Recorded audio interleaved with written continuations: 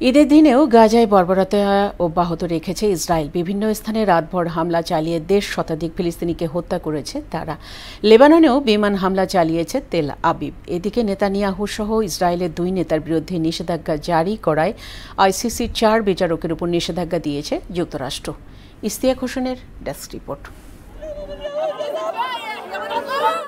বিশ্বজুড়ে যখন কোটি কোটি মানুষ ঈদুল আজহা উদযাপনে ব্যস্ত, তখন রক্তের সাগরে ভাসছে ফিলিস্তিনের গাজার মানুষ। টানা দ্বিতীয় বছর ঈদের সকালে লাখো মানুষের ঘুম ভেঙেছে ধ্বংস, ক্ষুধা ও শোকের বাস্তবতায়। দখলদার ইসরায়েলের গণহত্যা আনন্দের উৎসবকে পরিণত করেছে নির্মম শোকের দিনে।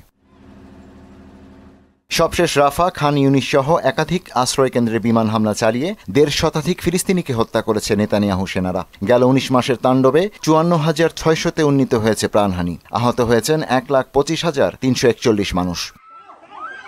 ওয়ালটন আবারও মিলিয়নিয়ার অফারে ওয়ালটন ফ্রিজ কিনে আপনিও হয়ে যেতে পারেন মিলিয়নিয়ার। ২০২৩ সালের ৭ অক্টোবর শুরু হওয়া ইসরায়েলি বাহিনীর বর্বর হামলা গাজায় ইতিহাসের সবচেয়ে ভয়াবহ মানবিক সংকট তৈরি করেছে বলে জানিয়েছে ফিলিস্তিনের স্বাস্থ্য মন্ত্রণালয়। যুদ্ধে এখন পর্যন্ত নিহতের অধিকাংশই নারী ও শিশু। এদিকে হামাস নির্মূলে গাজার কয়েকটি অপরাধী দলকে ব্যবহার করার কথা স্বীকার করেছেন ইসরায়েলি প্রধানমন্ত্রী বেনিয়ামিন নেতানিয়াহু। সামাজিক যোগাযোগ মাধ্যম এক্সে দেয়া ভিডিও বার্তায় তিনি কথা বলেন। গাজার পাশাপাশি লেবাননেও একাধিক বিমান হামলা চালিয়েছে ইসরায়েল। হিজবুল্লাহ ড্রোন কারখানা ধ্বংস করতে এসব হামলা চালানো হয়।